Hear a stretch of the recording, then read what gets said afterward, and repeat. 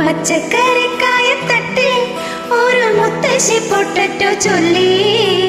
കുഞ്ഞോളെ കൂമ്പാളെ മാമുണ്ട ചാഞ്ചാട്.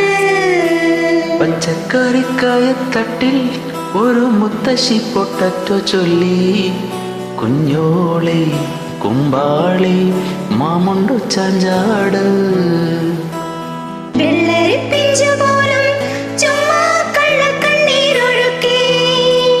തക്കാളിയും പപ്പാളിയും അച്ചിങ്ങ മുച്ചിങ്ങ പിച്ചിങ്ങയോടൊപ്പം പിച്ച നടന്നു ചൊല്ലി.